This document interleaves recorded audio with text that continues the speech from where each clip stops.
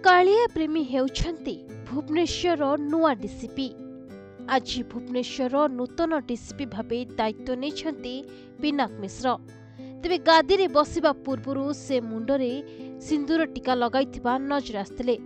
खाली सेतिक नुहे सांगरे कालिया शांतଙ୍କୁ ନେଇ କାର୍ଯ୍ୟାଳୟକୁ ଆସିଥିଲେ।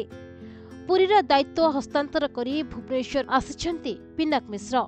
तेबे निज दायित्व तुलाइबा आगरु सांगरे आनिथिबा ब्यागरु तिनी ठाकुर अर्थात जगन्नाथ बलभद्र सुभद्रा को बाहर करी निज सीट पाखरे रखी प्रणाम करथिले।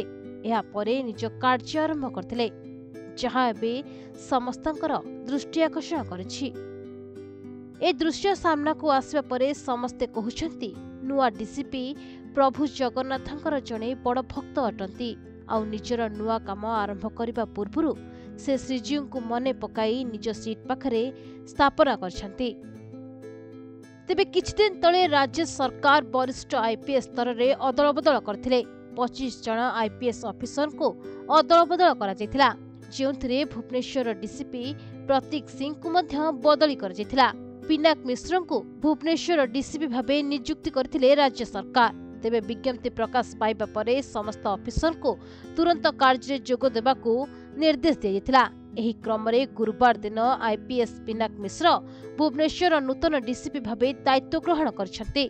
पुलिस सेवा भवन रे भुवनेश्वर यूपीडीए रो नुआ डीसीपी भावे से दायित्व नेछन्ति। तेबे पुलिस कमिश्नर पिनाक मिश्र को कमिश्नरेट पुलिस रो बैच पिंधाई स्वागत करथिले। 2011 बैच रो एही आईपीएस ऑफिसर ब्रह्मपुर रे थिबा बेले एकाधिक अपराधी को एनकाउंटर करथिले। तांको कार्य दक्षता को नजर रखी तांको कमिश्नरेट पुलिस को आना जायछि। तेबे कटक डीसीपी भावे दीर्घ समय काम करी सफल होइथबा बेले तांको पुरी एसपी भावे बदली होइथिला। सेठरे साधारण निर्वाचन और रथ यात्रा को शांति श्रृंखलार सह संपादना करथिले। आउ एबे तांको भुवनेश्वर को बदली कर जायछि। आउ भुवनेश्वर आज जोग देबा पूर्वरु प्रभु जगन्नाथंको मने पकाई निजर कार्य आरंभ करिसेंति पिनाक मिश्र। ब्यूरो रिपोर्ट, प्रतिदिन टीवी।